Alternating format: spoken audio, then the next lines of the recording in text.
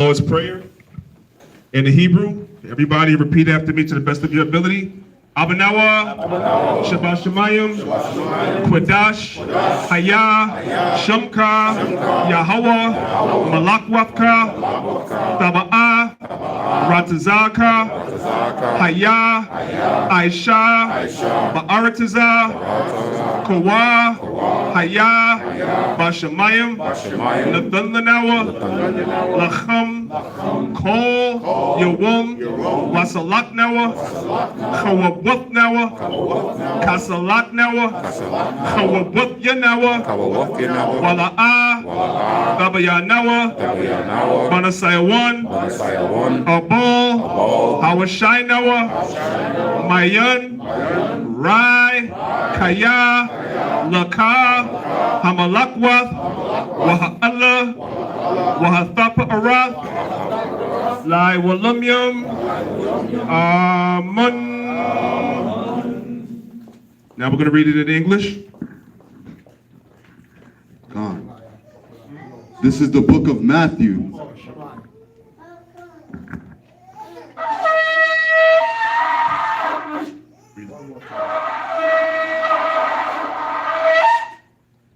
This is the book of Matthew, chapter 6 and verse 6.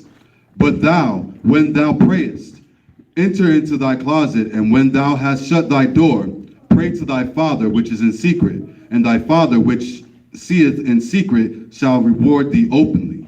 But when ye pray, use not vain repetitions as the heathen do, for they think that they shall be heard for their much speaking. Be not ye therefore like unto them, for your Father knoweth what things ye have need of, before ye ask him. After this manner therefore pray ye, Our Father, which art in heaven, hallowed be thy name. Thy kingdom come, thy will be done, in earth as it is in heaven. Give us this day our daily bread, and forgive us our debts as we forgive our debtors. And lead us not into temptation, but deliver us from evil. For thine is the kingdom, and the power, and the glory, forever. Amen. All right, so now we're going to say the 10 Commandments.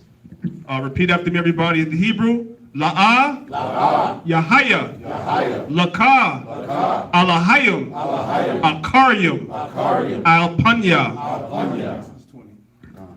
La'a, Da'aisha, La'a, Pasal, Wala'a, Da'aibadum, La'a, Dalakwakath, Shum, Yahweh, Bashawa, Zakar, Hayawum, Hashabath, Lakwadashwa, Kabad, Abaka, Wa Amaka, La'a, the Ratazak, La'a, Dana'ap, La'a, Daganab, La'a, Da'aina, Shakur, La'a, Dachamad, Kol, Asherah, La Ra'aika, Amun. Exodus 20, verse 1. This is the book of Exodus, chapter 20, and verse 1. And God spake all these words, saying, I am the Lord thy God, which have brought thee out of the land of Egypt, out of the house of bondage.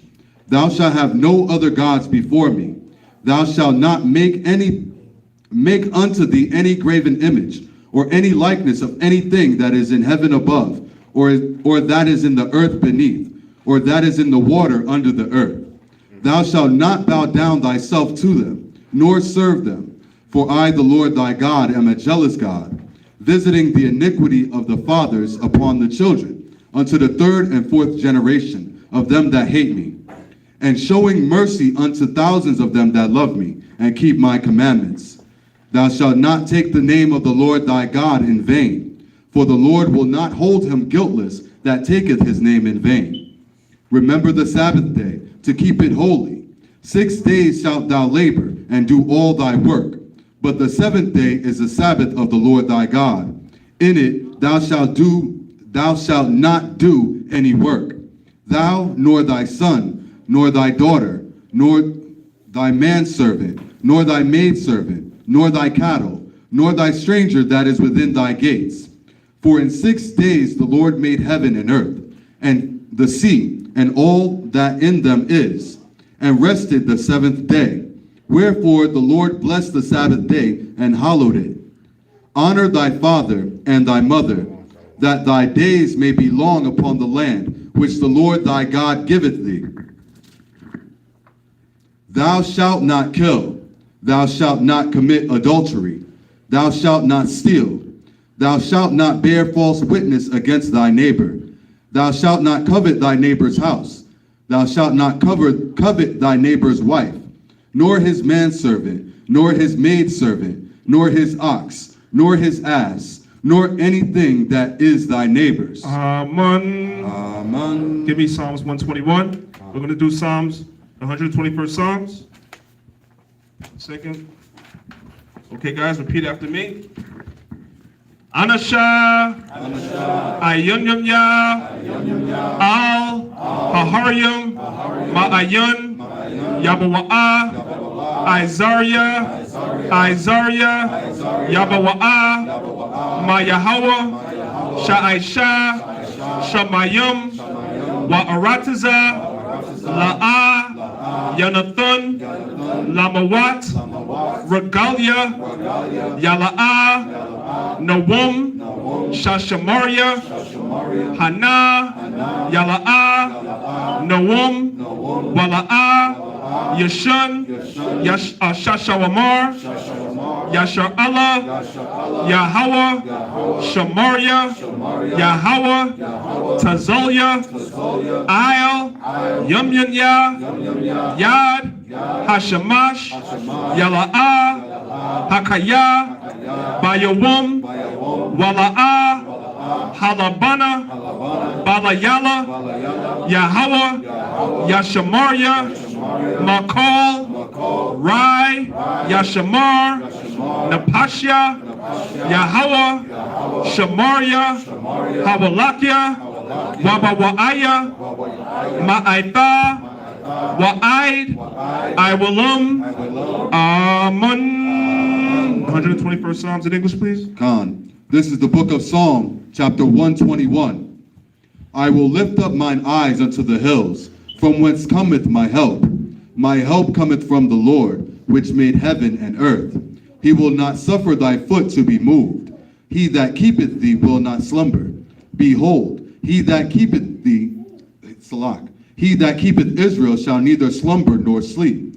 The Lord is thy keeper. The Lord is thy shade upon thy right hand. The sun shall not smite thee by day, nor the moon by night.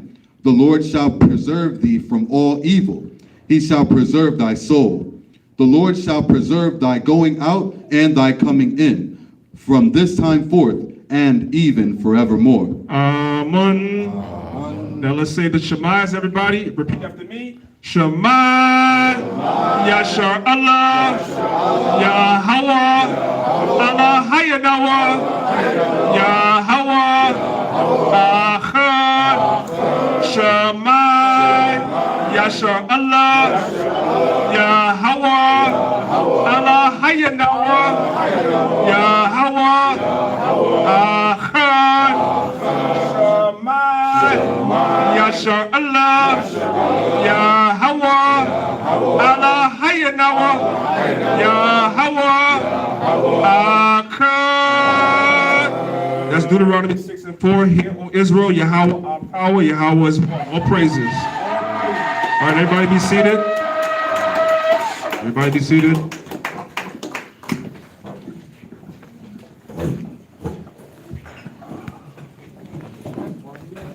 No, this is about me. Do me a favor. Can you go into the Academy group me? It's live on Maccabeestv. So go into the Academy group me and drop the live from Maccabeestv and the regular lines of Israel group me as well. All right? Maccabeestv is copy the link.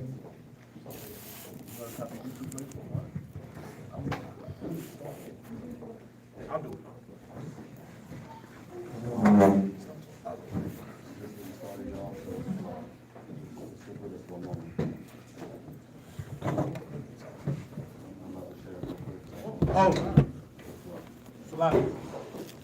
Oh, praises. I'd like to give a big shout.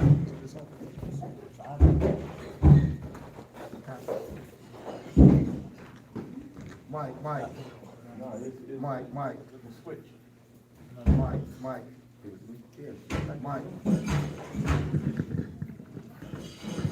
God, all praises to the Most High, man. Brought us here for another year where we get together as Israel, right? Keeping the high holy days, which was given to us. This year we're gonna try to make it special. Why? Because we don't know how much time we have left. So let's make it special because we're waiting on Yahweh Shai to come deliver us. And like the scriptures say, man, our salvation is nearer than when we believe, right? So we have to make sure that we keep the Most High in Christ in our hearts now because times is getting rough, right? Before we begin, we want to salute the sisters who did a wonderful job. Let me get a round of applause for the sisters. They did a wonderful job with the decorations and the planning and the execution, and I won't lie, man, it's beautiful. Everything looks beautiful, man. So, yeah, pan around so you can see the decorations and stuff. Nah? All right. So, pretty much, we're about to get started in a minute, just working out a few technical difficulties, man. But I just want to say that I want to thank everybody for coming out here. Give yourselves a round of applause for making it one more year. All right? All praises to the Most High. All right? Gone. Right, so we're gonna get started shortly. We'll just work out certain difficulties. Right. So now, sit down. Right. Again, we say, Salakia brothers for people out there. And the live stream started a little bit late, but we here. Better late than never, right? It's better late than never, man. We here. So we good. So without further ado, we're gonna get started. All right, family. We're gonna give all praise, honor, and glory to the Most High God, Yahweh, in the name of His Son, Yahweh Shai. So give me 1 second, family. I just want to make sure I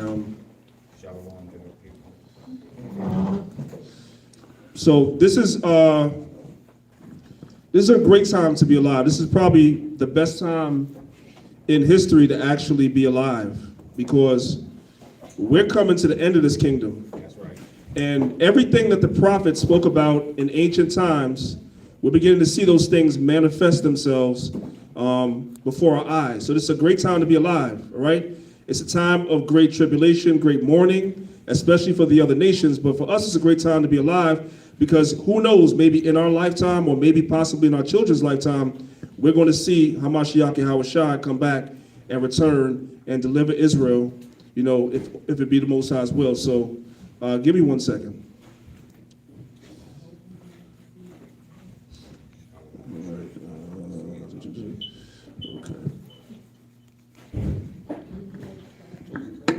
Does everybody have an apocrypha with them?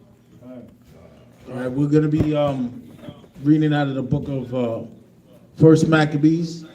It's towards the end of the apocrypha. So, no, let them get ready for it, you know. Oh, you're not going there? All right. I got it.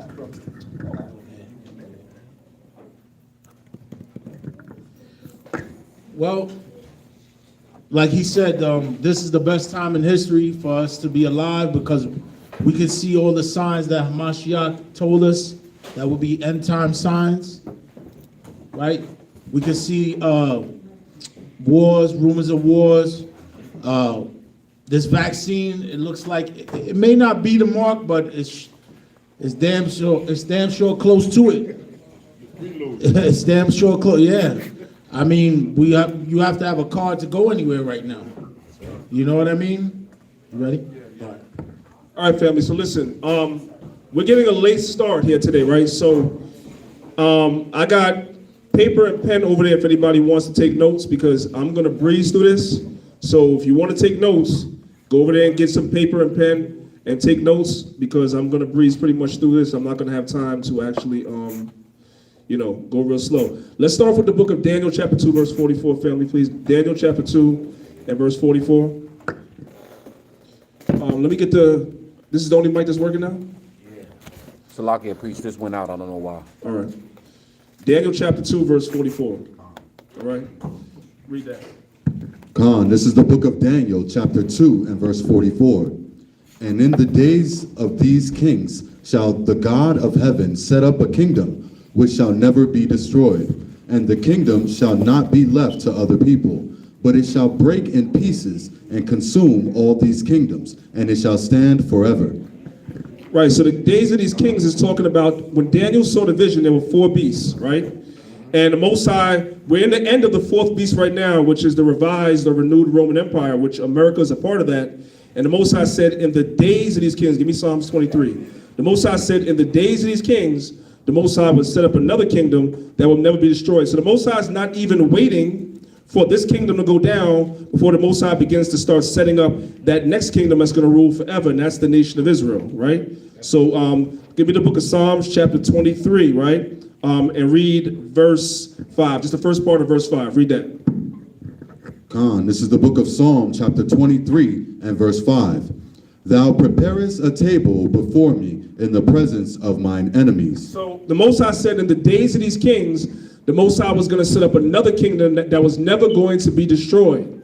And how is the Most High setting up this kingdom right now? We're not picking up guns trying to fight the so-called white man. We're not taking up arms to try to overthrow this government. How is the Most High setting up that next kingdom? The Most High is setting up that next kingdom by giving us back knowledge of who we are. We're beginning to bethink ourselves, remember ourselves that we are the Israelite. And our laws, statutes, and commandments were written on tables when you read Exodus chapter 24. So the Most High is returning us back to our laws, statutes, and commandments. That's how the Most High is preparing that next kingdom. That the law is going to be executed by the leaders. So the Most High is raising up the leaders of that next kingdom first. From there, give me the book of Psalms chapter 50 and verse 21. Psalms 50 verse 21. That's why I'm saying it's a great day to be alive, because we're seeing these things happen right before our eyes. Psalms 50 verse 21. Khan, this is the book of Psalm, chapter 50, and verse 21. These things hast thou done, and I kept silence. Thou thoughtest that I was altogether such an one as thyself, but I will reprove thee, and set them in order before thine eyes. How is the Most High setting us in order before their eyes? The Most High is setting us in order. Give me Revelation. Give me Revelation chapter 11, verse 11. So let's review that real quick. The Most High said in the days of these kings, the end of this kingdom, the Most High would set up another kingdom. Meaning before this kingdom goes down, the Most High will begin to set up the next kingdom. That next kingdom that's being set up is the kingdom of Israel. The Most High is preparing us and setting us in order while the other nations are watching. That's what all these attacks on the Israelites are about. They're watching and they're seeing Israelites coming together. No more shooting each other. No more killing. No more gangbanging. I'm not talking about Jake in the world. I'm talking about us. Because many of us were a part of that too. Many of us were dealing in criminal activity, selling drugs to each other, whoremongering, sleeping around with multiple women, having sex all over the place and not marrying those women, so forth and so on. Some of us having children out of wedlock with women and not taking care of our children, selling drugs to our own people, right? Gangbanging. The women were whoring, sleeping around with every Tom, Dick, and Harry, stripping, doing all these things, and now we're coming out of that. We ain't celebrating Christmas no more. They're losing money on that. We're not celebrating Easter no more. We didn't celebrate Thanksgiving no more. So they're seeing us come together and being set in order right before their eyes. We reject America and embrace the tables that the Most High prepared before us. Now, read Revelation chapter 11, verse 11. Khan, this is the book of Revelation, chapter 11, and verse 11. And after 3 days and a half, the Spirit of life from God entered into them, and they stood upon their feet, and great fear fell upon them which saw them. And the Bible says, great fear fell upon those which saw us. What does that mean? That means when the nations seen Israel coming together, The nations begin to get fearful now, like I said, which is why you have all these attacks against the Israelites. You have the Southern Poverty Law Center, this, that, and the third, Vocab Malone, the Christian Apologist Movement, the Kemetic community, and everybody else is coming against the Israelites because they're fearful. They want to see this movement fail. They're trying to debunk us. They try to defame us. And soon after a while, they're just going to outright try to destroy us, just like the Roman Empire. You know the Roman emperors tried to destroy us. When you go back and you read the history, the Roman emperors tried to destroy this thing several times, right? But they couldn't stop it. All right, so from there, now let's get into our topic tonight. Like I said, we're breezing. So you guys can take notes. You can take notes on your phone. There's paper and pen over there. Give me the book of 2 Samuel chapter 7, verse 1 through 7. 2 Samuel chapter 7, verse 1 through 7. And we're going to read. All right? So you brothers and sisters know that when David was king, there was no temple, right?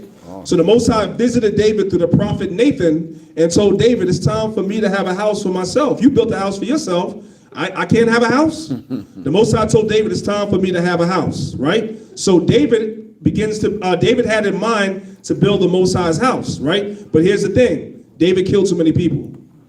David killed too many people.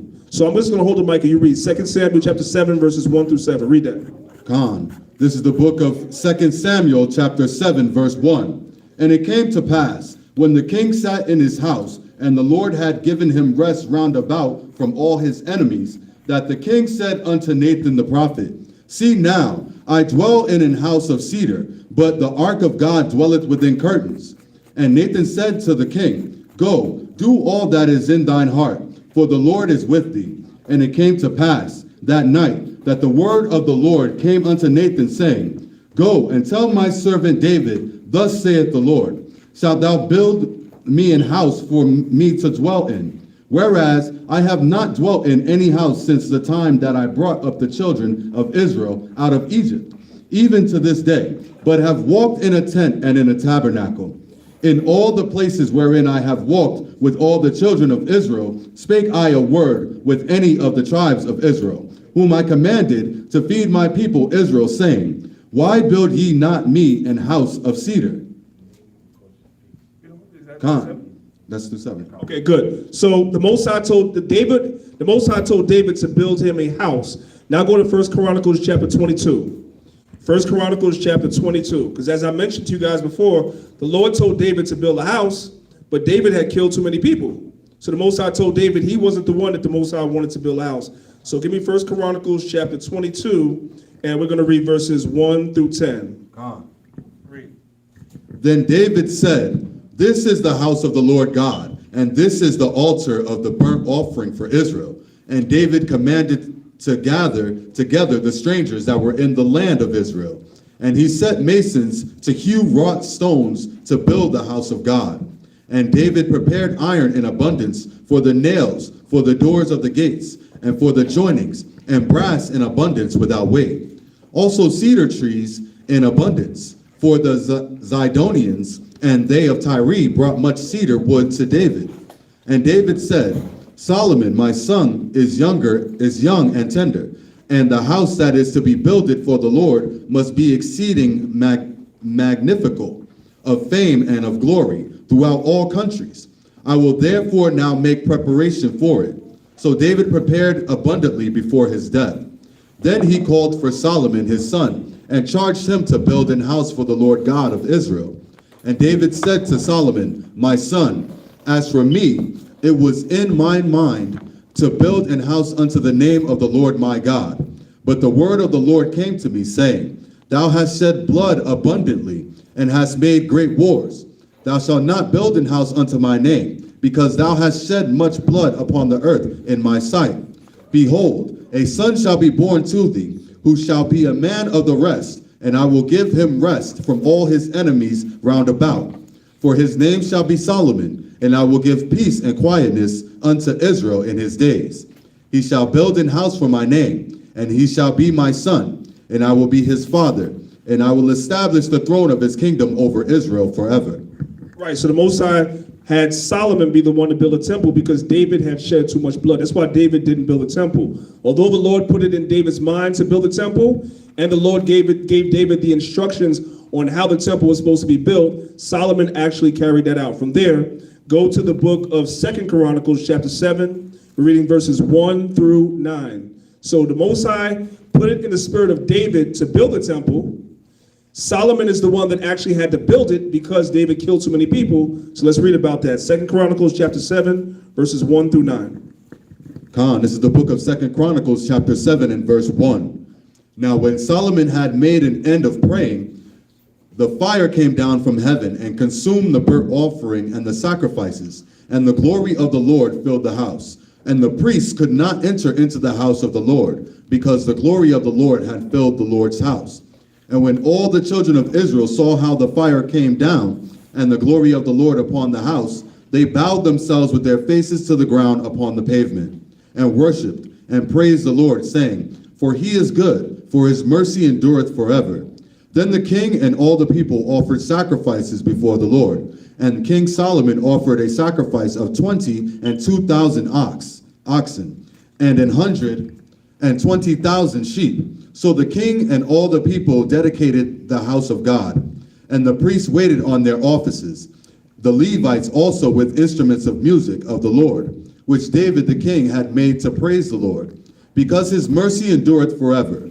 When David praised by their ministry, and the priests sounded trumpets before them, and all Israel stood. Moreover, Solomon hallowed the middle of the court that was before the house of the Lord. For there he offered burnt offerings, and the fat of the peace offerings, because the brazen altar which Solomon had made was not able to receive the burnt offerings, and the meat offerings, and the fat.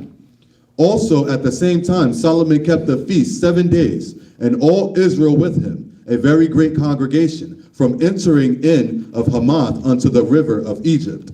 And in the 8th day they made a solemn assembly, for they kept the dedication of the altar 7 days, and the feast 7 days. So that word dedication, when you look it up in the Hebrew, that word dedication is Hanukkah. So this is the first time that we celebrated what would be called a Hanukkah or a dedication in Israel when Solomon built the temple. From there, give me the book of Ezra, the book of Ezra in the Bible, not Esdras, the book of Ezra in the Bible, chapter 1. Ezra chapter 1, let's see, give me 1 second. Ezra 1, and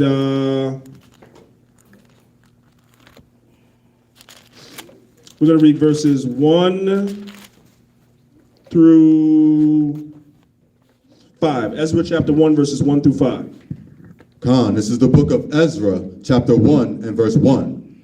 Now in the first year of Cyrus, king of Persia, that the... Hold that. So Solomon built the temple, right? That was around 957 BCE. 957 BC, Solomon built the temple, right? Nebuchadnezzar, the king of the Babylonians, came and destroyed the temple in 586 BC. So the temple was built in 957 BC, and the temple was destroyed by Nebuchadnezzar in the year 586 BC. So now we're jumping over to the book of Ezra, because the Most High moved Cyrus, the king of the Persians, to have the temple be rebuilt. That's what we're reading in the book of Ezra. So read that, Ezra chapter 1, verses 1 through 6. Khan, this is the book of Ezra, chapter 1 and verse 1.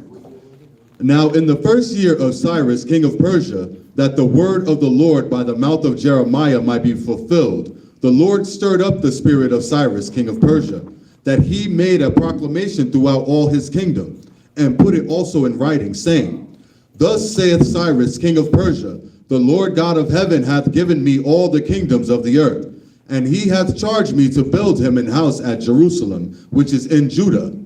Who is there among you of all his people? His God be with him, and let him go up to Jerusalem, which is in Judah, and build the house of the Lord God of Israel.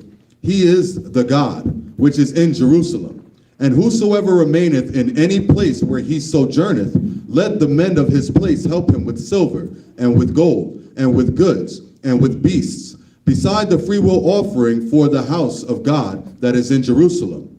Then rose up the chief of the fathers of Judah and Benjamin, and the priests and the Levites, with all them whose spirit God had raised, to go up to build the house of the Lord, which is in Jerusalem. So this is the spirit moving Cyrus, the king of the Persians, a heathen, to allow us to go and rebuild our temple that Nebuchadnezzar had destroyed. And the other nations, when they saw us building the temple, they were not happy about that, and they interfered with our building the temple.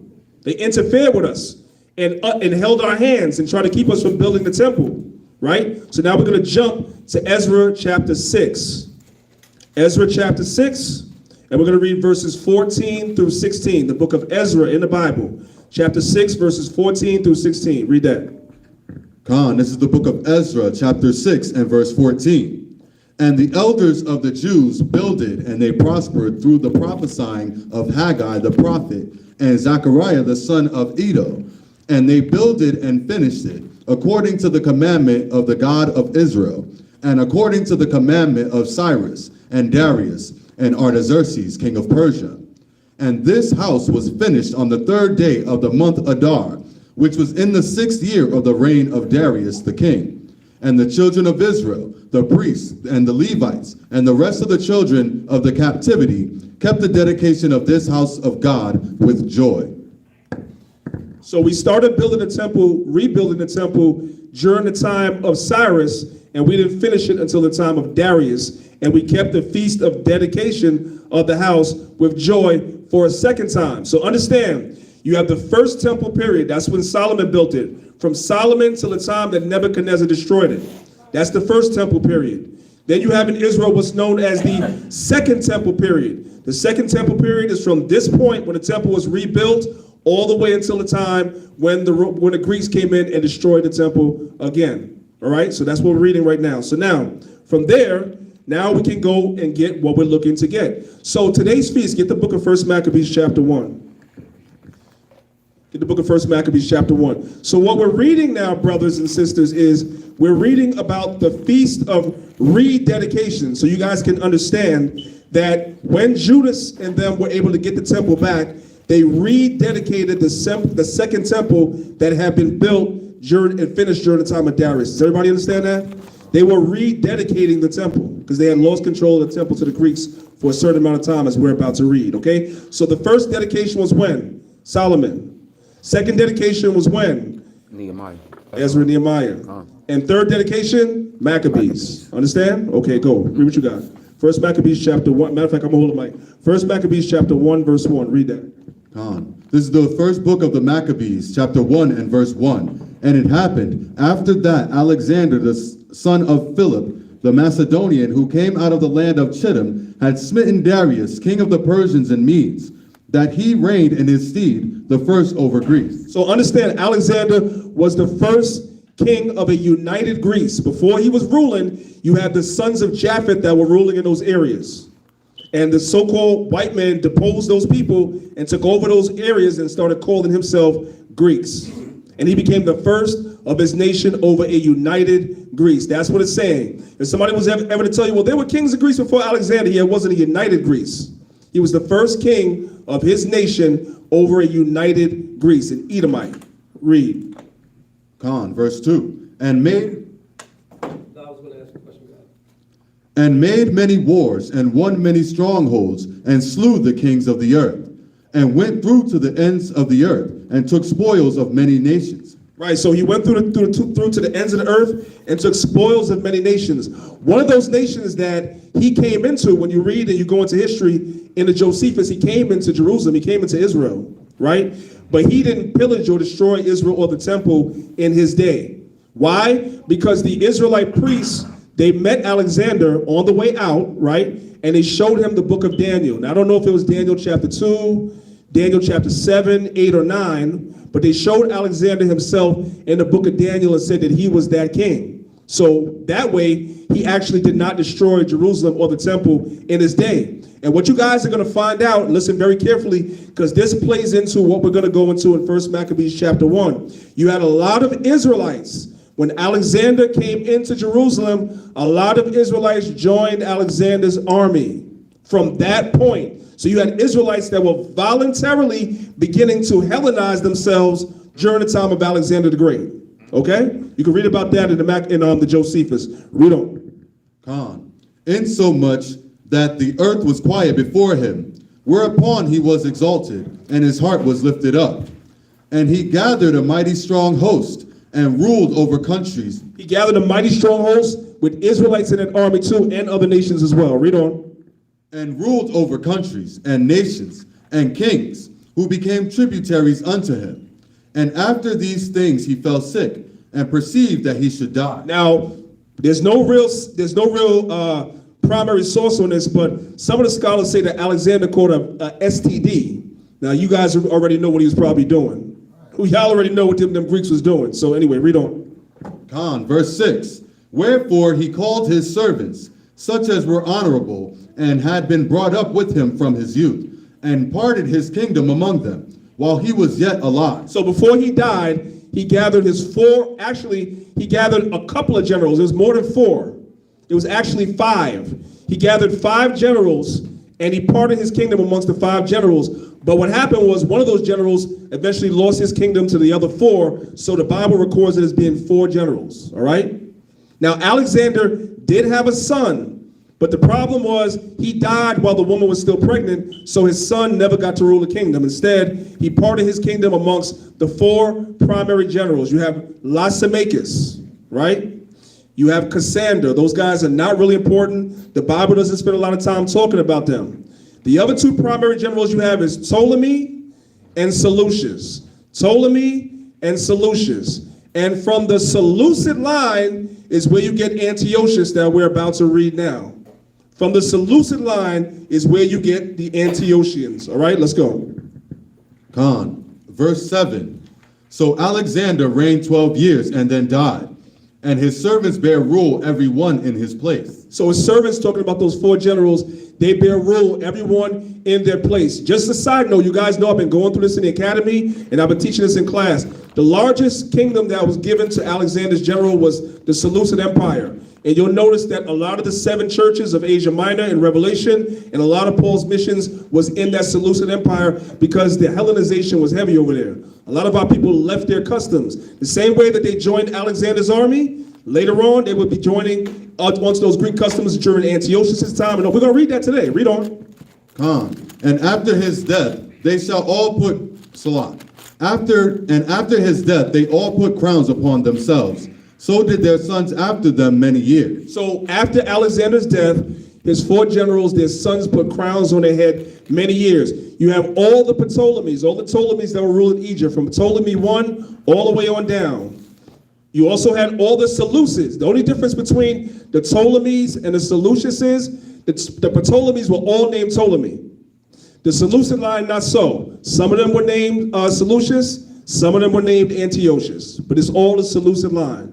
And it goes all the way down. When you read Daniel chapter 11, Ptolemy and Seleucus, they had many wars. It's called the Syrian Wars. That's in Daniel chapter 11. Read on. And evils were multiplied in the earth. So evils were multiplied when these so-called Greeks came on the earth. We're going to read a lot about these evils right here in this chapter. Read on. And there came out of them a wicked root, Antiochus, surnamed Epiphanes. So remember what I told you. There came out of those generals and their sons a wicked root named Antiochus Epiphanes. That's out of the Seleucid line. Those are the people that had control of Asia Minor and our homeland, the Levant. That was run by the Seleucid line, and Antiochus was the king during the time of the story that we're about to read. Read on. Son of Antiochus the king, who had been in hostage at Rome, and he reigned in the 137th year of the kingdom of the Greeks. In those days went there out of Israel wicked men, who persuaded many, saying, Let us go and make a covenant with the heathen that are round about us. For since we departed from them, we have had much sorrow. So this device pleased them well. Then certain of the people were so forward herein, that they went to the king, who gave them license to do after the ordinances of the heathen. So you had Israelites. Listen carefully, this is important. What did I say before? Because we're going to speed up later, but I'm going slow now for a reason. What did I say before? When Alexander came into Jerusalem, a lot of Israelites voluntarily joined his army. Voluntarily. Now we're seeing that when Antiochus came about, what? You had a lot of Israelites that voluntarily Hellenized. They took those Greek customs up voluntarily at first. Y'all see that, right? Okay, read on. Whereupon they built a place of exercise at Jerusalem according to the custom of the heathen. The word gym or gymnasium is a Greek word which means a place where you exercise naked. And that spirit is still running rampant in gyms today. I cannot go into a gym locker room without seeing swords swinging everywhere. It's ridiculous. It's disgusting and ridiculous. When I used to be a personal trainer, we used to have to throw those guys out. They would be in the daggone sauna doing all types of abominations. We'd have to go in there and throw them out. It was wicked as hell. Read. Con, and made themselves uncircumcised, and forsook the holy covenant, and joined themselves to the heathen, and were sold to do mischief. This was voluntarily. And this was passed down from generation to generation to generation to generation. So after many generations, you had a lot of Israelite children that were raised as Greeks and didn't know anything about their Israelite customs. We're seeing why that took place. This happened voluntarily at first. Just like today, family. Just like today, right? We're being told by our jobs at first that we have a choice whether we want to take the jab or not, right? But slowly but surely, the walls are beginning to close in. You can't go in certain restaurants and sit down and eat without the jab. You can't have certain jobs without the jab. You can't travel internationally without the jab. Sooner or later, the walls begin to close in. First, they want to see who's going to follow voluntarily, and then the ones that don't voluntarily will be forced. Same thing that was happening back then. Read on. Verse 16. Now when the kingdom was established before Antiochus, he thought to reign over Egypt, that he might have the dominion of two realms. Just like I told y'all, the Antiochians and the Ptolemies, they went to war with each other, fighting over territories. Read on. Wherefore he entered into Egypt with a great multitude, with chariots and elephants and horsemen, and a great navy, and made war against Ptolemy, king of Egypt. But Ptolemy was afraid of him, and fled, and many were wounded to death. Thus they got the strong cities in the land of Egypt, and he took the spoils thereof. And after that Antiochus had smitten Egypt, he returned again in the 143rd year, and went up against Israel and Jerusalem with a great multitude, and entered proudly into the sanctuary, and took away the golden altar, and the candlestick of light, and all the vessels thereof. So the heathen had a thing with going into our sanctuary, our holy place, and taking our stuff. The Romans did the same thing. Pompey did the same thing. Read on. And the table of the showbread, and the pouring vessels, and the vials, and the censers of gold, and the veil, and the crowns, and the golden ornaments that were before the temple, all which he pulled off. He took also the silver and the gold, and the precious vessels. Also he took the hidden treasures which he found. And when he had taken all away, he went into his own land, having made a great massacre, and spoke very proudly. Therefore there was a great mourning in Israel, in every place where they were, so that the princes and elders mourned, the virgins and young men were made feeble, and the beautiful women was changed. The beauty of women was changed.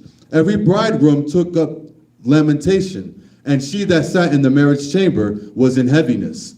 The land also was moved for the inhabitants thereof, and all the house of Jacob was covered with confusion. So our nation was covered with confusion because these heathens came in. Some of our people voluntarily followed their customs, and they desecrated our sanctuary. So our people were in confusion. Read on. And after 2 years fully expired, the king sent his chief collector of tribute unto the cities of Judah, who came unto Jerusalem with a great multitude, and spake peaceable words unto them, but all was deceit. For when they had given him credence, he fell suddenly upon the city, and smote it very sore, and destroyed much people of Israel. And when he had taken the spoils of the city, he set it on fire, and pulled down the houses and walls thereof on every side. But the women and children took they captive, and possessed the cattle. They builded the cities, then builded they the city of David with a great strong wall, and with mighty towers, and made it a stronghold for them. And they put therein a sinful nation, wicked men, and fortified themselves therein. They stored it also with armor and victuals. And when they had gathered together the spoils of Jerusalem, they laid them up there, and so they became a sore snare. For it was a place to lie in wait against the sanctuary, and an evil adversary to Israel. Thus they shed innocent blood on every side of the sanctuary, and defiled it. insomuch that the inhabitants of Jerusalem fled because of them, whereupon the city was made an habitation of strangers, and became strange to those that were born in her, and her own children left her. Her sanctuary was laid waste like a wilderness. Her feasts were turned into mourning, her Sabbaths into reproach, her honor into contempt. As had been her glory, so was her dishonor increased, and her excellency was turned into mourning. Moreover, King Antiochus wrote to his whole kingdom that all should be one people. So now it went from Israelites voluntarily doing it to now him making an order saying, you know what? Everybody needs to be one people. You know why? Because there were holdouts. Just like there's holdouts today. With the same thing that was happening then is the same thing that's happening right now. Everybody didn't go along with the get along. Read on. Con, verse 42. And everyone should leave his laws. So all the heathen agreed according to the commandment of the king. Yeah, many also of the Israelites consented to his religion, and sacrificed unto idols, and profaned the Sabbath. So many Israelites did what? Consented to his religion, sacrificed unto idols, and profaned the Sabbath, and became just like the Gentiles. And if the parents were doing it, they taught it to the kids. And the kids, when they grew up, taught it to the kids, and taught it to the kids, and taught it to the kids. And after a while, we did what? We discontinued from our heritage and forgot who we were. Where is this taking place, people? This is taking place where the Seleucid line was ruling. So who would have to come later and teach these people that they were Israel? Paul. Because they had forgotten. Everybody understand that? Come. All right. Verse 44. For the king had sent letters by messengers unto Jerusalem and to the cities of Judah, that they should follow the strange laws of the land, and forbid burnt offerings, and sacrifice, and drink offerings in the temple, and that they should profane the Sabbaths and festival days, and pollute the sanctuary and holy people, set up altars and groves, and chapels of idols, and sacrifice swine's flesh and unclean beasts, that they should also leave their children uncircumcised. Now that's why Timothy and them weren't circumcised in the book of Galatians chapter 2. Because it was passed down from generation to generation to generation, and after a while we became uncircumcised. That was the thing now, because we had forgotten. Read on. Con, and make their souls abominable with all manner of uncleanness and profanation, to the end they might forget the law, and change all the ordinances. And whosoever would not do according to the commandment of the king, he said he should die. Right, so whoever didn't want to follow along with this, he should die. Remember, we started off the chapter with Israelites voluntarily doing it. Now, as we get later on in the chapter, it becomes now not voluntary anymore. Whoever should not consent to the king should die. See that? That's what we see happening today. The same thing with the mosquito bite, the shot, the jab, whatever you want to call it, the poison. Read on. Con, in the selfsame manner wrote he to his whole kingdom, and appointed overseers over all the people, commanding the cities of Judah to sacrifice, city by city. Then many of the people were gathered unto them, to wit, every one that forsook the law, and so they committed evils in the land, and drove the Israelites into secret places, even wheresoever they could flee for succor. So the Israelites had to go into secret places to seek shelter. You will see the same thing happening when the Greeks fell and the Romans came into power. We did the same thing, and we built catacombs to hide out from the Roman Caesars that were oppressing the Israelites. The same thing that happened during the Roman period is happening here. History repeats itself over and over again. Read on. Con. Now the 15th day of the month Caslu, in the 145th year, they set up the abomination of desolation upon the altar, and builded idol altars throughout the cities of Judah. This abomination of desolation that was set up on the altar in the temple is Zeus. It is a statue of Zeus. Now, Zeus is a remix god, right? Zeus is also known as Baal in the Old Testament. When you read about the god Baal, the god of thunder and lightning, remember they were praying for rain, they were praying to Baal. That's the god of thunder and lightning, the god of harvest, right? That became later Zeus to the Greeks. All they did was put a white face on it. That's all that they did, right? Read on. Con. The cities of Judah on every side, and burnt incense at the doors of their houses and in the streets. And when they had rent in pieces the books of the law which they found, They burnt them with fire. So they burned a lot of our records. A lot of our records. That's why it's very hard to find original manuscripts. Because every time these heathens would come in, they would destroy our records. And some of the kings of Israel destroyed our records too. You understand what I'm saying? But all be praised to the Most High.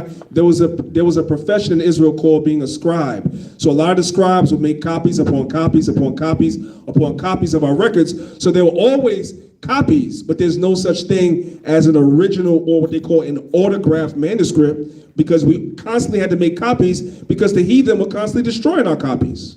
Right? Read on. Con. And wheresoever was found with any the book of the testament, or if any consented to the law, the king's commandment was that they should be put, that they should put him to death.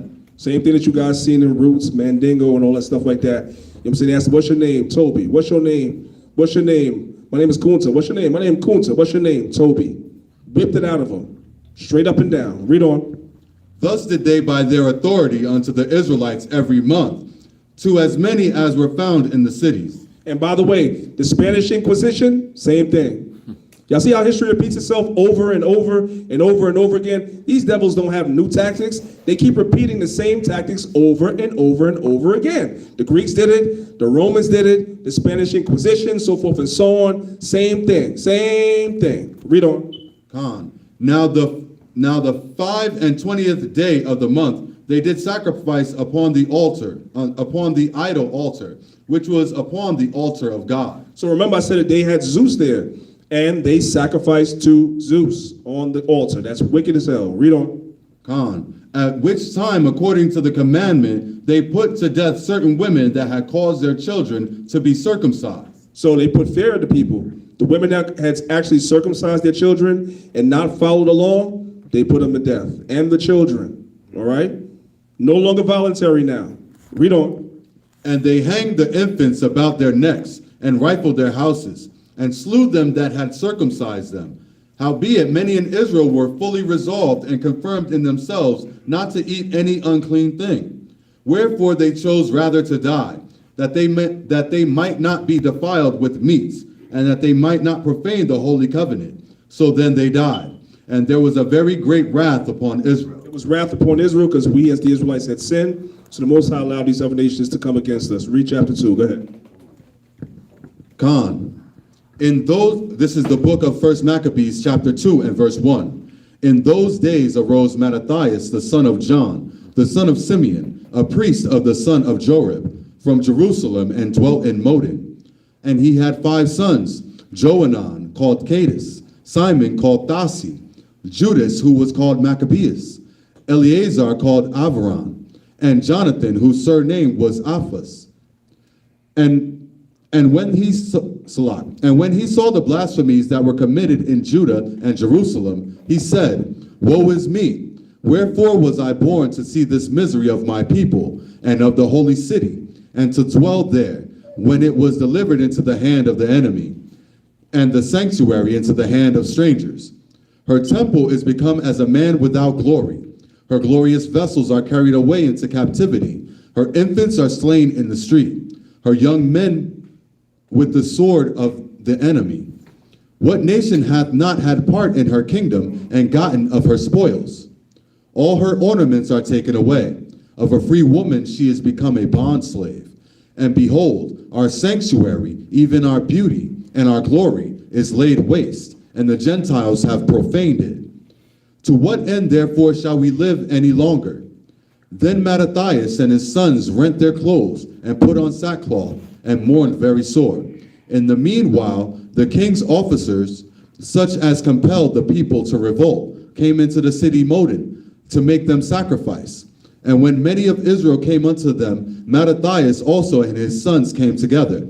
Then answered the king's officers, and said to Mattathias on this wise, Thou art an ruler, and an honorable and great man in this city, and strengthened with sons and brethren. Now therefore come thou first, and fulfill the king's commandment, like as all the heathen have done, yea, and the men of Judah also, and such as remain at Jerusalem. So shalt thou and thy house be in the number of the king's friends, and thou and thy children shall be honored with silver and gold and many rewards. Then Mattathias answered and spoke with a loud voice, Though all the nations that are under the king's dominion obey him, and fall away every one from his religion of their fathers, and give consent to his commandments, yet will I and my sons and my brethren walk in the covenant of our fathers. God forbid that we should forsake the law and the ordinances. We will not hearken to the king's words, to go from our religion, either on the right hand or the left. Now when he had left speaking these words, there came one of the Jews in the sight of all to sacrifice on the altar, which was at Modin, according to the king's commandment. Which thing when Mattathias saw, he was inflamed with zeal, and his reins trembled. Neither could he forbear to show his anger according to judgment. Wherefore he ran and slew him upon the altar. So when people say that the prophets were nice guys, the prophets were not nice guys. Now when it came to breaking God's laws, you better go read about Nehemiah. You better read about these guys. Samuel, when Samuel came to the city, they said, are you come for war or what? Because that's the spirit that these guys came in the power of the Most High. Read on. Verse 25. Also the king's commissioner, who compelled men to sacrifice, he killed at that time, and the altar he pulled down. Thus dealt he zealously for the law of God, like as Phinehas did unto Zambri the son of Salam. And Mattathias cried throughout the city with a loud voice, saying, whosoever is zealous of the law and maintaineth the covenant, let him follow me.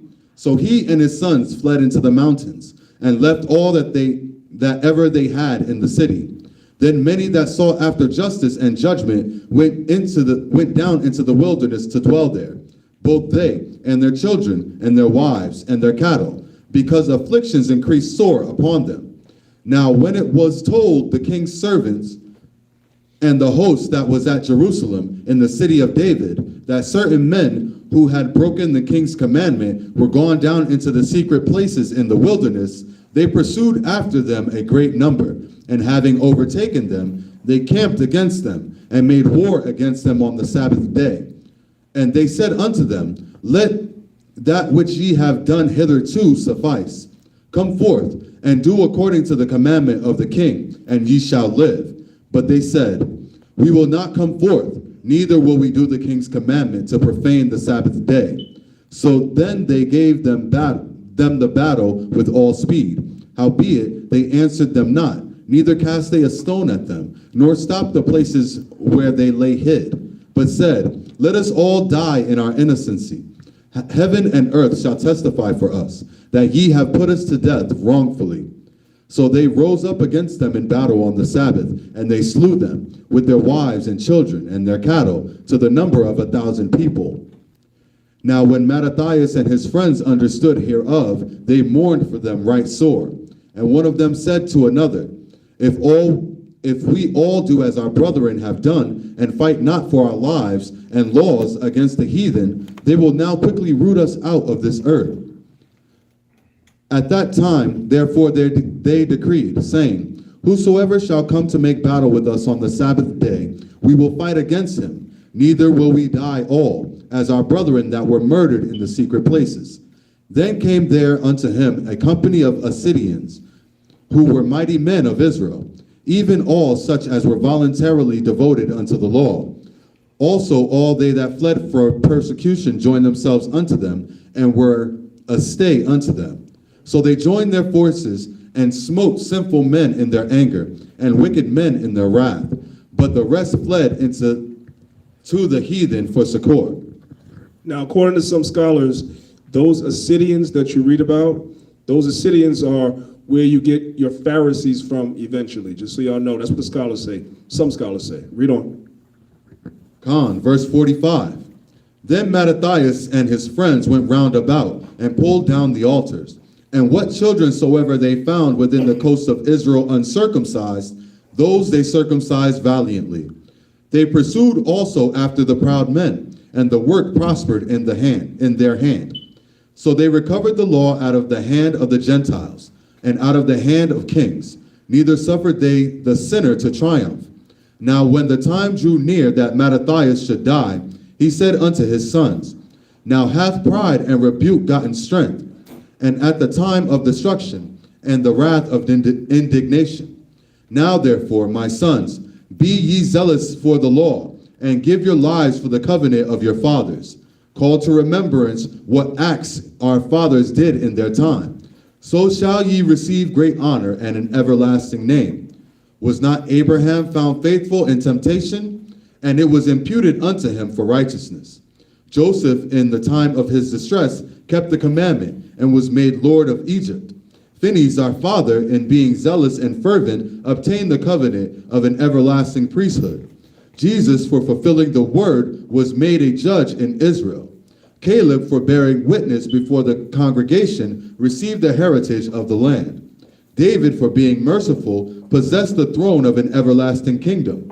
Elias, for being zealous and fervent for the law, was taken up into heaven. Ananias, Azarias, and Mishael, by believing, were saved out of the flame. Daniel, for his innocency, was delivered from the mouth of lions. And thus consider ye throughout all ages, that none that put their trust in him shall be overcome. Fear not then the words of a sinful man, for his glory shall be dung and worms. Today he shall be lifted up, and tomorrow he shall not be found, because he is returned into his dust, and his thought is come to nothing. Wherefore, ye my sons, be valiant, and show yourselves men in the behalf of the law, for by it shall ye obtain glory. And behold, I know that your brother Simon is a man of counsel. Give ear unto him always. He shall be a father unto you. As for Judas Maccabeus, he hath been mighty and strong, even from his youth up. Let him be your captain, and fight the battle of the people. Take also unto you all those that observe the law, and avenge ye the wrong of your people. Recompense fully the heathen, and take heed the commandments of the law. So he blessed them, and was gathered to his fathers. And he died in the 146th year, and his sons buried him in the sepulchres of his fathers at Modin, and all Israel made great lamentation for him. Chapter 3. Then his son Judas, called Maccabeus, rose up in his stead, and all his brethren helped him. And so did all they that held with his father. And they fought with cheerfulness the battle of Israel. So he got his people great honor, and put on a breastplate as a giant, and girt his warlike harness about him. And he made battles, protecting the host with his sword. In his acts he was like a lion, and like a lion's whelp roaring for his prey. For he pursued the wicked, and sought them out, and burnt up those that vexed his people. Wherefore the wicked shrunk for fear of him, and all the workers of iniquity were troubled, because salvation prospered in his hand. He grieved also many kings, and made Jacob glad with his acts, and his memorial is blessed forever. Moreover, he went through the cities of Judah, destroying the ungodly out of them, and turning away wrath from Israel, so that he was renowned unto the utmost part of the earth, and he received unto him such as were ready to perish. Then Apollonius gathered the Gentiles together, and a great host out of Samaria, to fight against Israel. Which thing when Judas perceived, he went forth to meet him, and so he smote him and slew him. Many also fell down slain, but the rest fled. Wherefore Judas took their spoils, and Apollonius' sword also, and therewith he fought all his life long. Now where Saron, a prince of the army of Syria, heard say that Judas had gathered unto him a multitude and company of the faithful to go out with him to war, he said, I will get me a name and honor in the kingdom, for I will go fight with Judas and them that are with him, who despise the king's commandment. So he made him ready to go up, and there went with him a mighty host of the ungodly to help him, and to be avenged of the children of Israel. And when he came near to the going up of Beth-horon, Judas went forth to meet him with a small company, who, when they saw the host coming to meet them, said unto Judas, How shall we be able, being so few, to fight against so great a multitude, and so strong, seeing we are ready to faint with fasting all this day? Unto whom Judas answered, It is no hard matter for many to be shut up in the hands of a few, and with the God of heaven it is all one, to deliver with a great multitude or a small company. For the victory of battle standeth not in the multitude of an host, but strength cometh from heaven. They come against us in much pride and iniquity to destroy us, and our wives, and children, and to spoil us. But we fight for our lives and our laws. Wherefore the Lord himself will overthrow them before our face. And as for you, be ye not afraid of them. Now as soon as he had left off speaking, he leapt suddenly upon them. And so Saron and his host was overthrown before him. And they pursued them from going down to Bethoron unto the plain, where was slain about 800 men of them. And the residue fled into the land of the Philistines. Then began the fear of Judas and his brethren, and an exceeding great dread to fall upon the nations round about them, insomuch as his fame came unto the king, and all nations talked of the battles of Judas. Now when King Antiochus heard these things, he was full of indignation, wherefore he sent and gathered together all the forces of his realm, even a very strong army. He opened also his treasure, and gave his soldiers pay for a year, commanding them to be ready whensoever he should need them.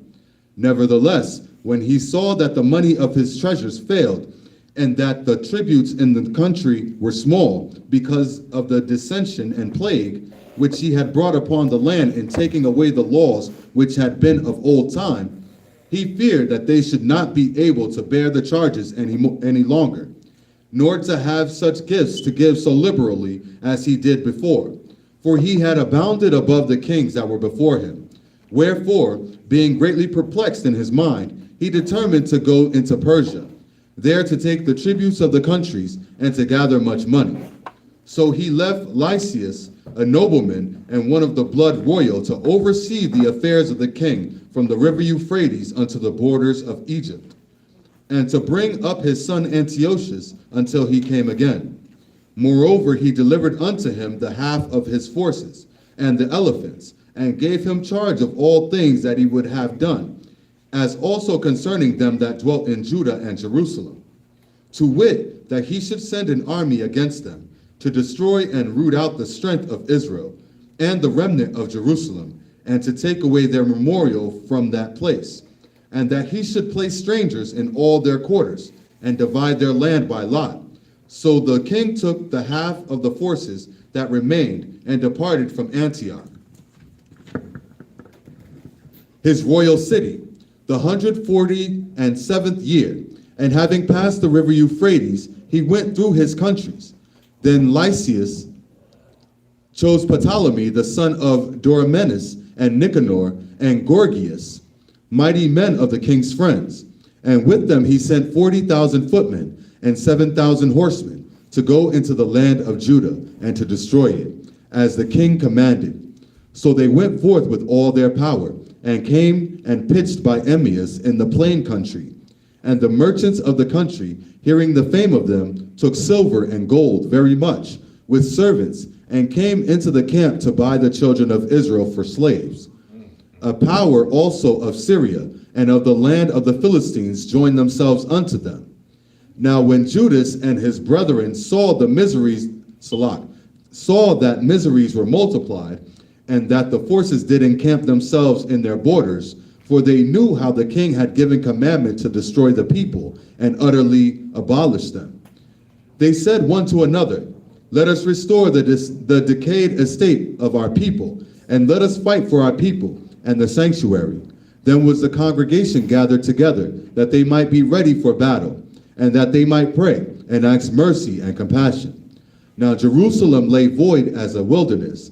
There was none of her children that went in or out.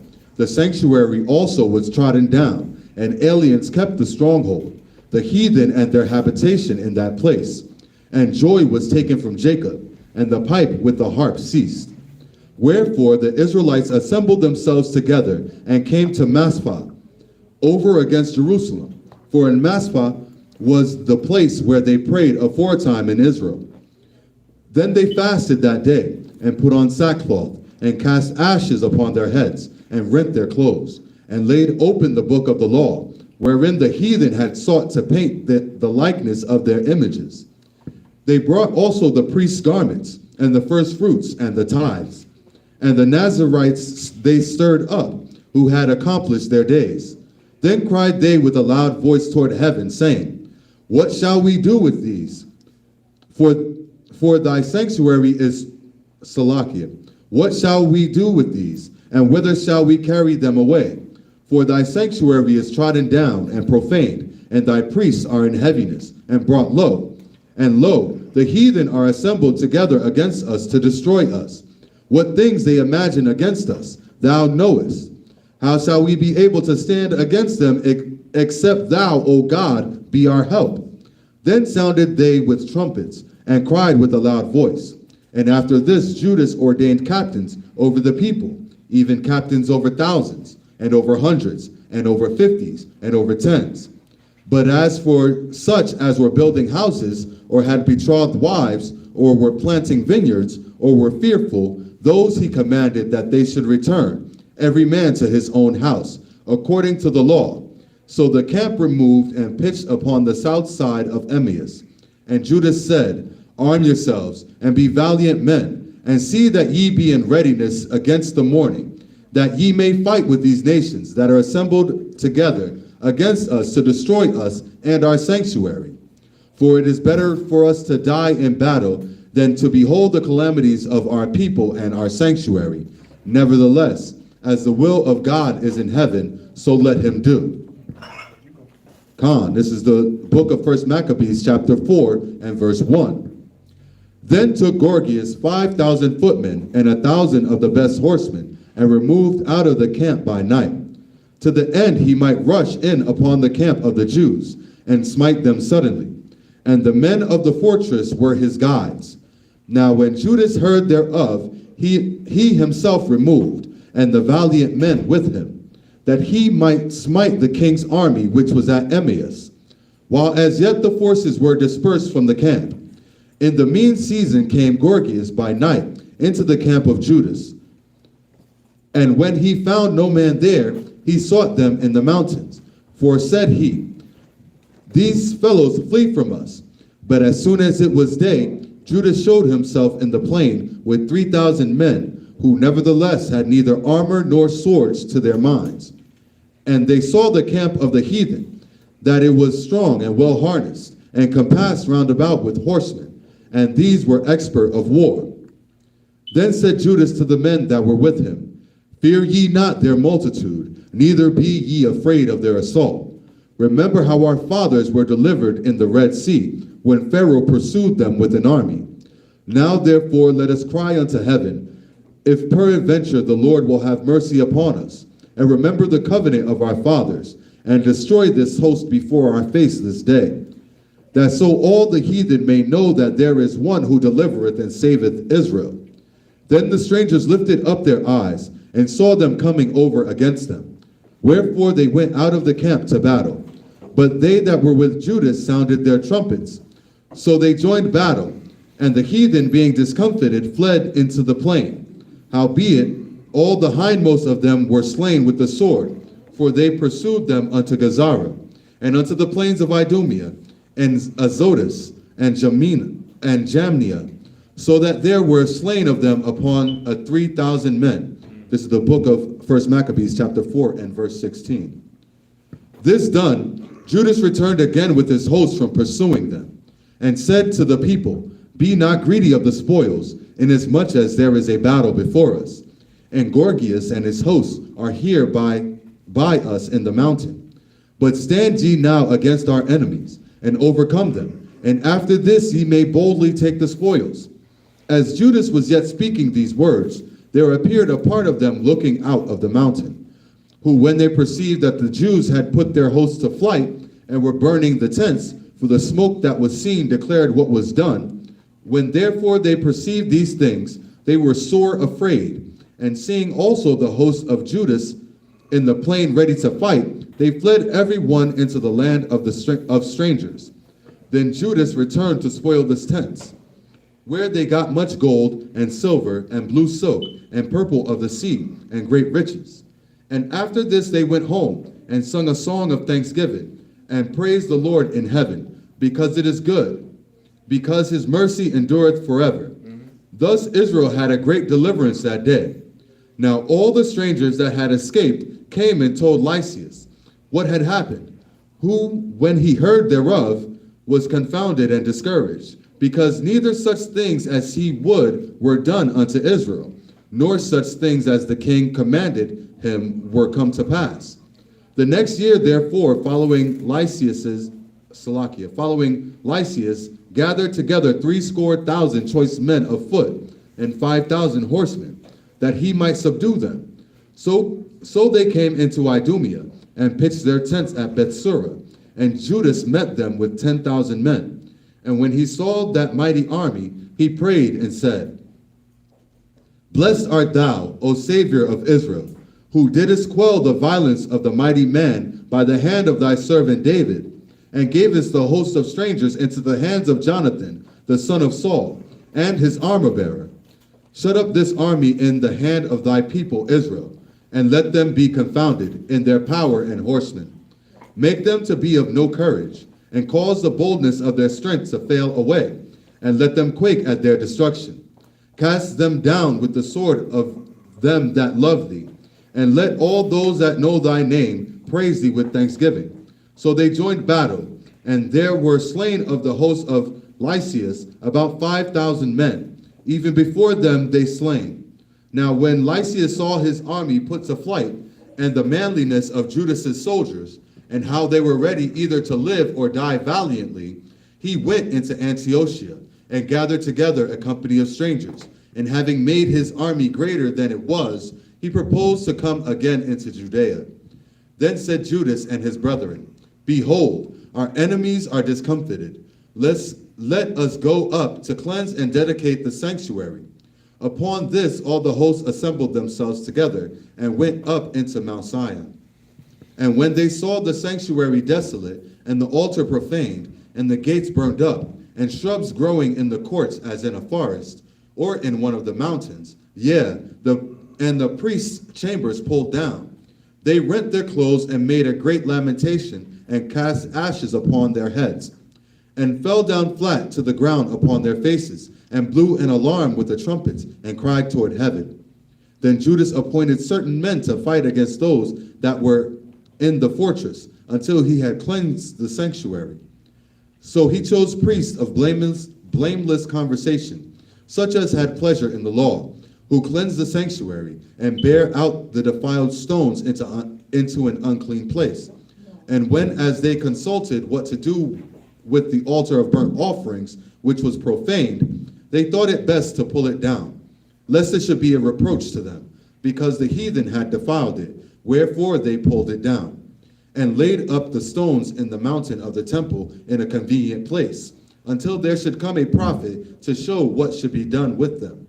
Then they took whole stones according to the law, and built a new altar according to the former, and made up the sanctuary, and the things that were within the temple, and hallowed the courts. They made also new holy vessels, and into the temple they brought the candlestick, and the altar of burnt offerings, and of incense, and the table. And upon the altar they burnt incense, and the lamps that were upon the candlestick they lighted, that they might give light in the temple. Furthermore, they set the loaves upon the table, and spread out the veils, and finished all the works which they had begun to make. Now on the 25th day of the 9th month, which is called the month Caslu. So did you guys see that? The 25th day of the 9th month, which is called Caslu. The 25th day. 5 and 20 is what? 25. That's where when Constantine came into power, they started merging the calendar. That's why you have Hanukkah and Christmas falling around the same time. Because Hanukkah at this time actually fell on the 25th day of the month. Read on. Verse 52. Now on the 25th day of the 9th month, which is called the month Caslu, in the 148th year, they rose up betimes in the morning, and offered sacrifice according to the law upon the new altars of burnt offerings, which they had made. Look at what time and what day the heathen had profaned it. Even in that was it dedicated with songs, and citherns, and harps, and cymbals.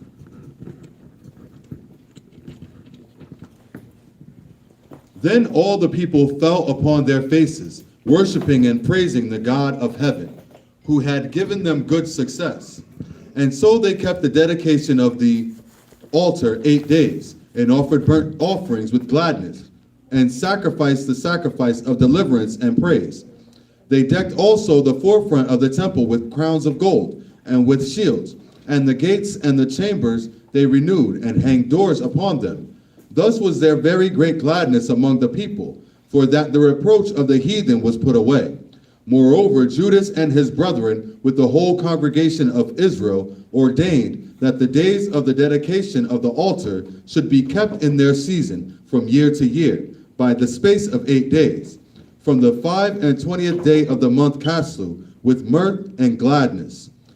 At that time also they builded up Mount Zion with high walls and strong towers round about, lest the Gentiles should come and tread it down, as they had done before. And they set there a garrison to keep it, and fortified Bethsura to preserve it, that the people might have a defense against Idumea. So there we have it. We have the third time that we dedicated a temple. The first time was Solomon.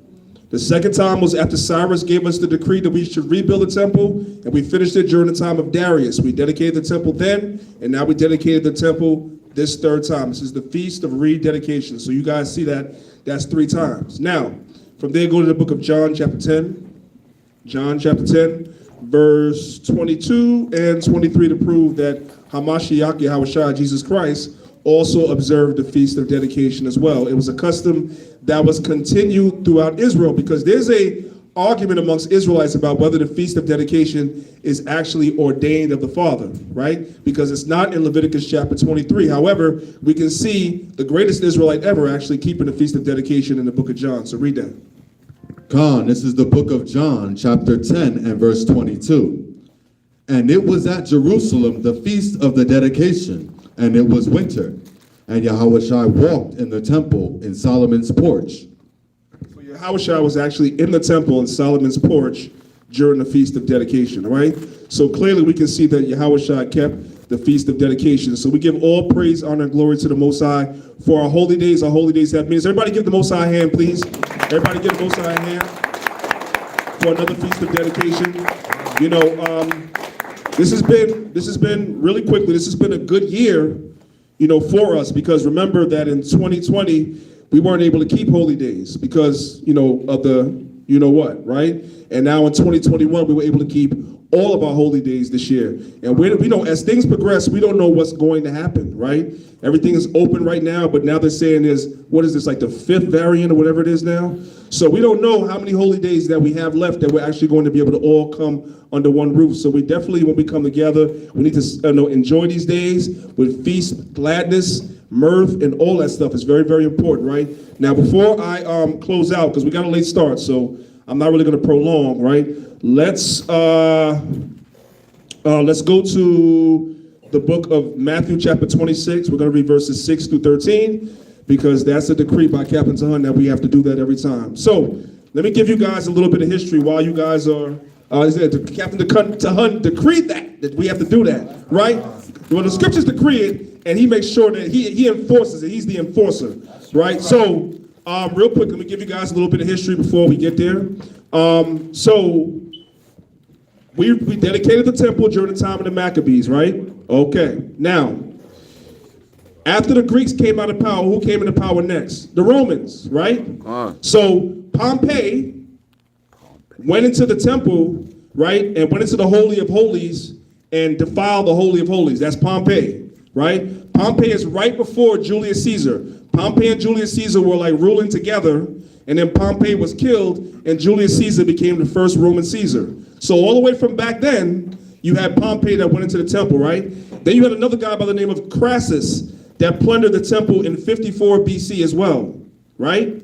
Then Herod, who was an Edomite, who was set up as king by the Romans, he decided to do more construction on the temple, and that lasted all the way past his death until 63 AD. And then, of course, we know 7 years later, Vespasian and Titus destroyed the temple in 70 AD, okay? And that's where we stand right now. All right, so that's that. So read the book of Matthew chapter 6, verses 6 through 13, please. This is the book of Matthew, chapter 26 and verse 6. Now when Yahushua was in Bethany, in the house of Simon the leper, there came unto him a woman having an alabaster box of very precious ointment, and poured it on his head, and he sat at meat. But when his disciples saw it, they had indignation, saying, To what purpose is this waste? For this ointment might have been sold for much, and given to the poor. When Yahushua understood it, he said unto them, Why trouble ye the woman? For she hath wrought a good work upon me. For ye have the poor always with you, but me ye have not always. For in that she hath poured this ointment on my body, she did it for my burial. Verily I say unto you, wheresoever this gospel shall be preached in the whole world, there shall also this, that this woman hath done, be told for a memorial of her. So everybody give Mary Bethany a hand. Everybody give Mary Bethany a hand, right? I'm gonna give it to you right now, Cap. So Christ commanded that wherever this gospel is preached, she should be mentioned. So this woman, because people say Israelites hate women, right? Right. This woman has an eternal memorial wherever this gospel is preached. So we love our sisters, man. All praises to the Most High for that, man. This is a great word. Yeah, you kind of said it for me. It's not me that decreed it. The scriptures decreed it. We going by the scriptures. All right. So this, anywhere you preach this gospel, this verse should come out. All Israelites, all right, because Yahushua commanded it, and we're supposed to keep his commandments also, whatever he decreed. That goes back to Deuteronomy, right? There would come a prophet, right? That would whatever he says, we're supposed to keep that. So this is not something that I decreed.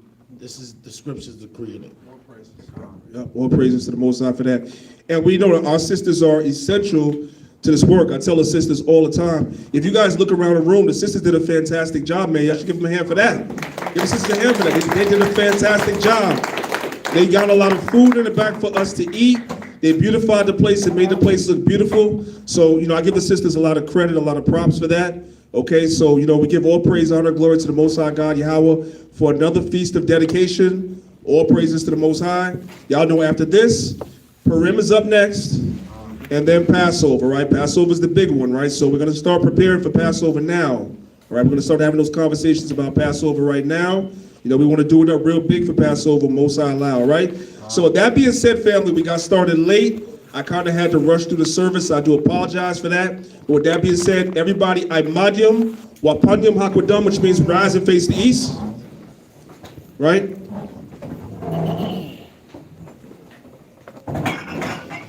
And we're going to say the closing prayers, okay? So everybody repeat after me. Yahweh, Bahasham, Yahushai, Shammai, Lanawa, Aitha, Yum, Aitha, Shalak, Ma'ka'ala, Walahayim, La, Ainash, Harag, Matar, Kol, Adawumyum, Wahagawarium, Aitha, Yum, Aitha, Ainash, Babal, Ainash, Babal, Ainash, Babal, Aitha, Yum, Aitha, Bahasham, Hamashiach, Yahushua, the water, Amen. And what I asked the Most High to do was ask the Most High to send Michael and the archangels to destroy all Edomites and all these other nations. Right. I asked the Most High to send Michael and the archangels to destroy Babylon now, right now, in the name of his son Yahushua. All praises to the Most High for that.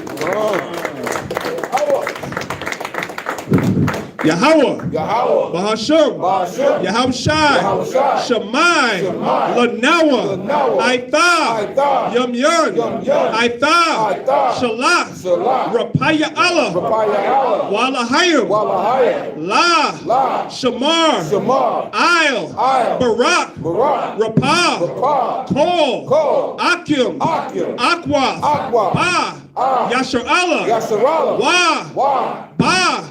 Kol.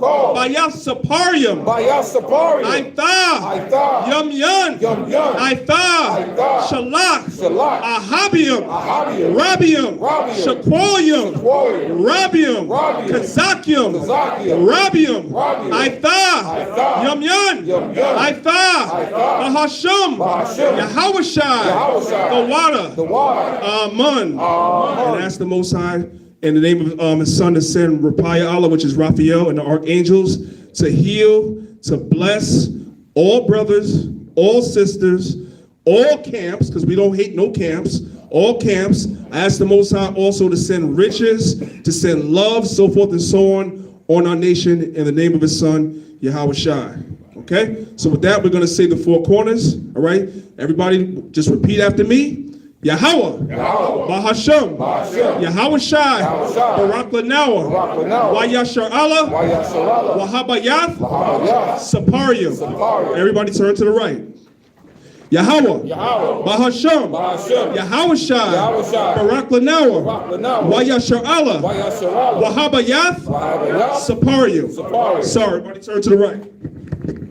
Yahweh, Bahasham, Yahweh Shai, Barak Lanawa, Wayashar Allah, Wahabayath, Saparium. Everybody turn to the right.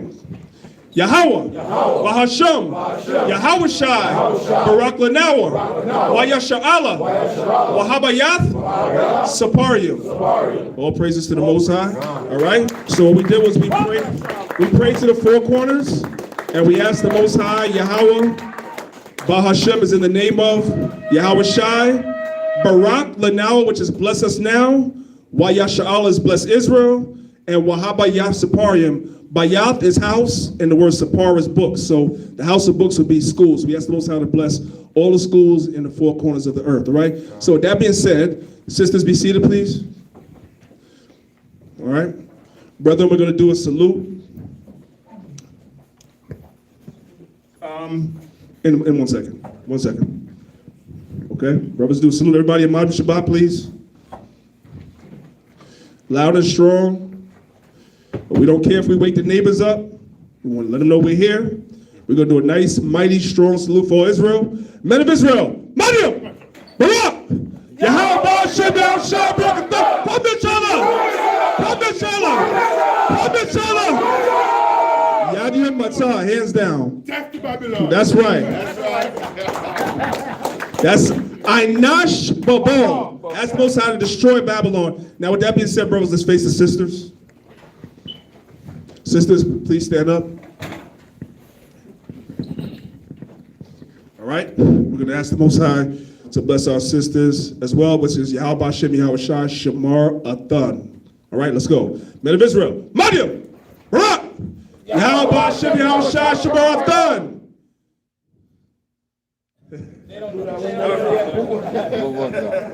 One more game. Shalom, Yasharallah. Enjoy your feast day.